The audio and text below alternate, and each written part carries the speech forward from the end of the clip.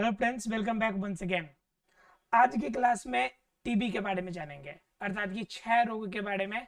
आज की क्लास में जानेंगे कि टीबी कैसे होता है। टीबी या फिर इसे हम लोग हिंदी में कहते हैं क्षय रोग।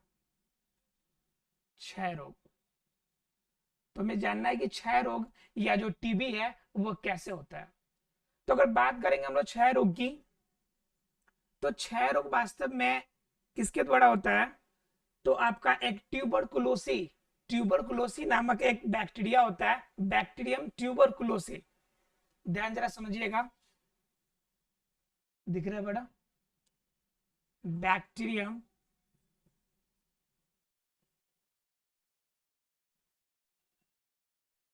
ट्यूबरकुलोसिस,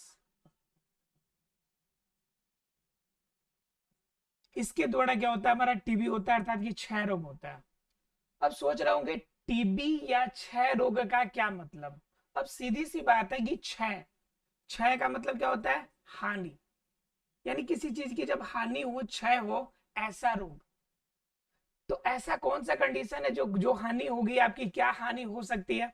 तो दरअसल क्या होता है कि टीबी जो होता है आपके बॉडी के अंदर जब एनर्जी का लॉस हो जाता है, जब ज्यादा से ज्यादा एनर्जी आपका लॉस होता है, उस कंडीशन में भी आप कंटिन्यू वर्क करते हैं, तो उस कंडीशन में बॉडी क्या होता है, जो स्टेमिना है, जो इंटरनल, जैसे बोन का स्टेमिना हो गया, या फिर बॉडी के इंटरनल जो पार्ट है, उनके द्वारा वह वर्क संचालित होता है, जिनके वजह से क्या होती है कि आपका जो इंटरनल एनर्जी लेवल है वह डे बाय डे डाउन होता चला जाता है।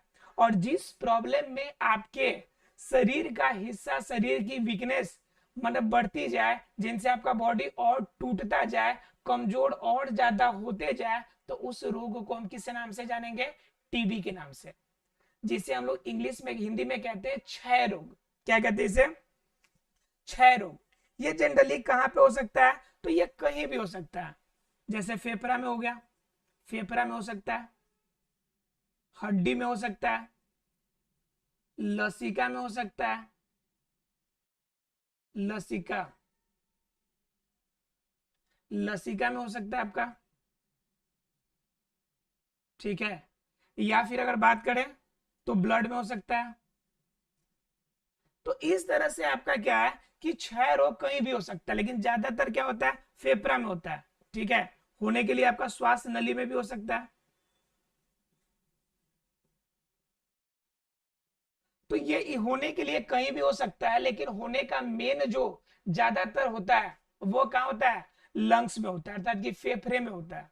जनरली जब भी आपको ट्यूबरकुलोसिस का चेकअप किया जाता है, तो उस पे कौन सा आपको है, बोन है आपका टीबी, या फिर लसिका वाला है, फेफड़ा वाला है, कौन सी टीबी है, मेंशन किया रहता है। जब भी आप जांच कराने के लिए किसी भी हॉस्पिटल में जाते हैं, तो टीबी की जांच और टीबी की इलाज दोनों मुफ्त होती है। और साथ ही साथ ध्यान रखिएगा उसमें कि आपका जो गवर्नमेंट है, गवर्नमेंट उसके लिए 500 रुपए प्रति व्यक्ति इंसान को वो रुपए भी देती है, ताकि इनर्जेटिक फूड खाए। क्या खाने के लिए? इनर्जेटिक फूड खाने के लिए।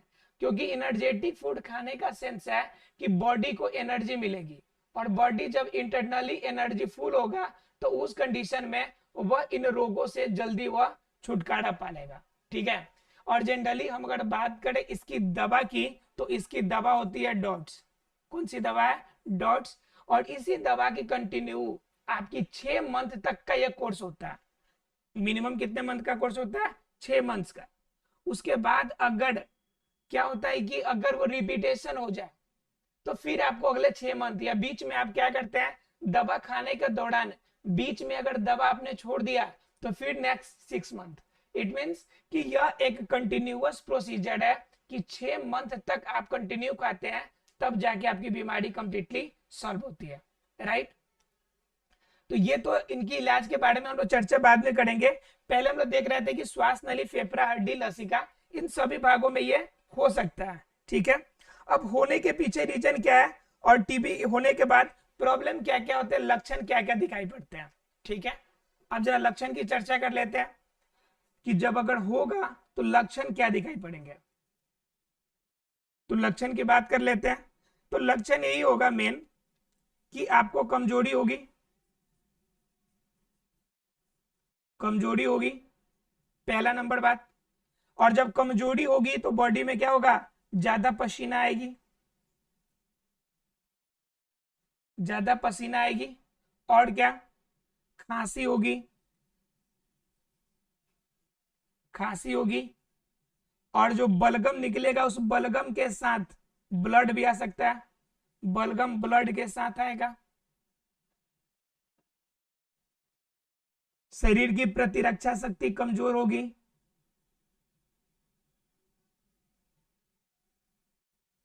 शरीर में जो भोजन आपका जो खाना खाना चाहेंगे वो भूख में कमी हो जाएगी, भूख कम लगेगा आपको।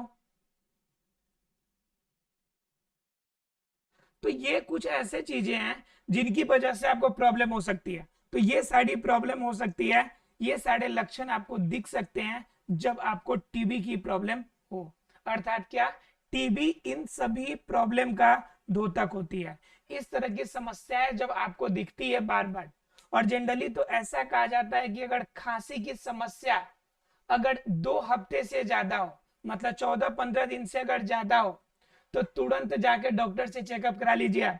या फिर अगर मुंह से बलगम आता है, जो आप मतलब थूकते हैं, खांसी होती है उसके बाद जब थूकते हैं तो उसके साथ में अगर ब्लड निकल रहा है ना, तो समझिए कि लगभग लगभग 90% चांसेस होगी कि आपको क्या होगा, ये ब्लड जो आया होगा इसमें टीबी का केस है। अगर समय पे इलाज कराते हैं तब तो आपका क्या हो जाएगा, रिजॉल्व हो जाएगा। लेकिन जब ज्यादा बृहद कंडीशन में पहुंचेगा तो वह जानलेवा भी हो सकता है आपके लिए। और सबसे बड़ी बात है कि इसके साथ में एक और समस्या उत्पन्न होती है कि आपके सांसें ज्यादा जल्दी फूलेगी, जिसे हम लोग कहते हैं दम फूलना। तो ऐसी प्रॉब्लम आपको देखने को मिलेगी। अगर दम फूल रहा है तो ये भी इसी के लक्षण में आते हैं, दम फूलना। क्लियर है? तो ये सारी चीजें अगर लक्षण आपको दिखती है तो हम कह सकते हैं कि कफ निकलना, कफ के साथ ब्लड आना, या फिर आपका कमजोरी होना, पसीना होना, तो ये सारी चीजें हमें टीबी को बताती है। मान लीजिए कि टीबी अगर हो गया आपको, ठीक है, तो टीबी होने के बाद आपको नियंत्रित कैसे करना है। तो नियंत्रित करने के लिए मैंने बता दिया आपको कि आपको जितना हो सके एनर्जेटिक फूड खाना है जिससे आपको एनर्जी मिले। डॉट्स जो एक दवा है वो डॉक्टर के द्वारा प्रेस्क्राइब करके लगभग 6 मंथ तक खाना होता है, उसे खाना पड़ेगा। साथ ही साथ में रोज आपको कम से कम कोई ना कोई एक फ्रूट्स खाने होंगे, हो सके तो जूस का इस्तेमाल करें। तो ये कुछ ऐसी चीजें हैं जिनका आपको खाना जब भी खाना पड़ेगा, गर्म खाना पड़ेगा। आपके बॉडी के अंदर प्रोटीन और कैल्शियम की मात्रा ज्यादा मिलनी चाहिए, ऐसे भोजन करने पड़ेंगे।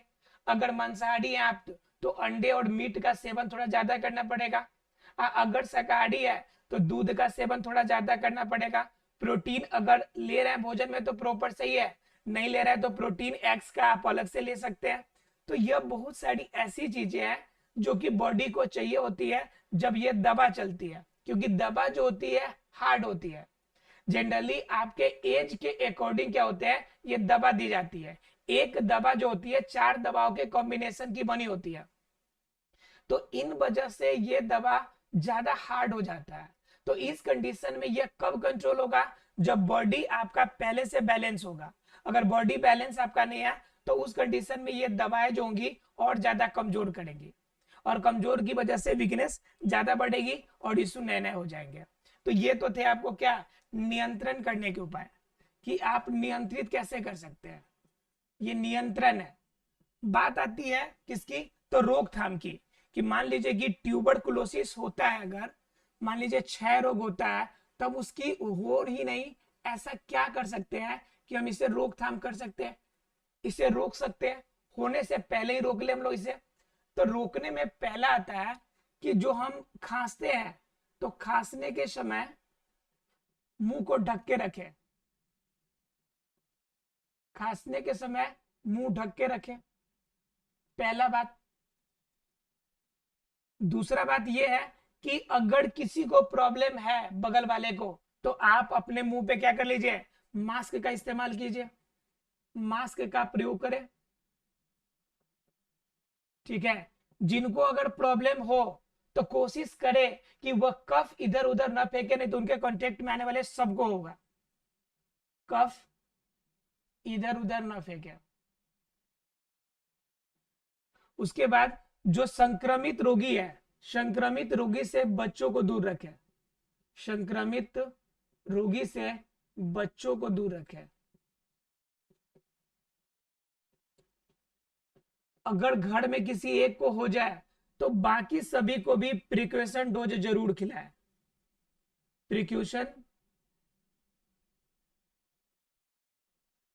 प्रिकॉशन डोज जरूर खिलाएं। और ये कभी ना सोचे कि मान लीजिए कि फैमिली में किसी का है तो आप ये कभी नहीं सोचेंगे कि हम तो जवान है, हमको कुछ नहीं हो रहा है तो हम क्यों दवा खाएं। ऐसा कभी गलती से नहीं सोचिएगा, क्योंकि ये आपकी बीमारी है ना, वो अभी दिखेगी नहीं आप में। अगर हो जाएगी तो नॉर्मल आपका बॉडी सही है तो दिखेगी नहीं, लेकिन जैसे जैसे एज आपका ढलेगा ये प्रॉब्लम शुरू हो जाएगा आपको। तो मान लीजिए कि ये प्रॉब्लम हो उनसे पहले अगर अभी प्रिकॉशन डोज अगर ले लेते हैं तो इन फ्यूचर भी नहीं होने के ज्यादा चांसेस है। नहीं होने के चांसेस का मतलब है कि नहीं होगा ऐसा बात नहीं है, मतलब कि कम होने का चांसेस हो जाएगा अगर दवा अभी ले लेंगे तो। ठीक है, क्योंकि आगे भी अगर किसी भी टीबी से संक्रमित व्यक्ति के कांटेक्ट में आप आएंगे और वो आपके सामने खांसेगा और आप क्या कीजिएगा, आप एकदम खुली मुंह से और नाक से खुली रूप में सांस लीजिएगा कि आ भाई आ बैल मार मुझे, तो बताइए आपको नहीं होगा रोग?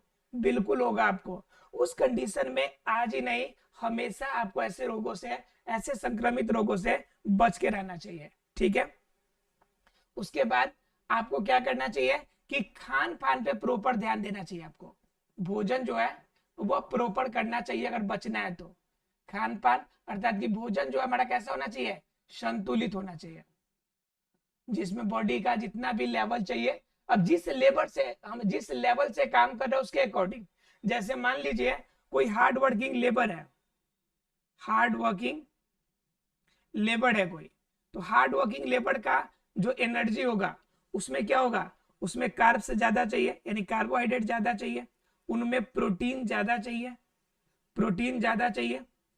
और जो मान लीजिए कि जो मेंटली वर्क करता है, जो दिमागी काम करता है, जैसे बैठकर जो ऑफिस में सिर्फ कंप्यूटर चलाता है, तो उन सभी का आपका भोजन का डाइट चेंज हो जाएगा। वो ज्यादा अगर कार्ब्स ले लेते हैं, ज्यादा प्रोटीन ले लेते हैं, ज्यादा वसा की मात्रा अगर लेते हैं तो उस कंडीशन में वो स्टोर होगा और स्टोर होने के बाद उनके अंदर क्या होगा, मोटापा को बढ़ाएगा। तो ये प्रॉब्लम हो सकती है। तो ऐसे कंडीशन में जैसा जो व्यक्ति हो, जैसा इंसान हो, तो अपने वर्ड के अकॉर्डिंग भोजन संतुलित रूप में हमें प्राप्त करना है जो हमारे बॉडी के लिए उपयुक्त हो। क्लियर है फ्रेंड्स? तो ये थे हमारे 6 रोग। 6 रोग ऐसा है कि सभी को क्लियर हो गया होगा। ये बैक्टीरियम ट्यूबरकुलोसिस से होती है। ठीक है, अर्थात इसे हम लोग ट्यूबरकुलोसिस भी कहते हैं। तो ध्यान रखिएगा, ट्यूबरकुलोसिस को हम याद रखेंगे बैक्टीरियम ट्यूबरकुलोसी। तो इससे क्या होगा कि आपको इनके बैक्टीरिया के नाम भी ऑप्शनल आपको देंगे एग्जाम में।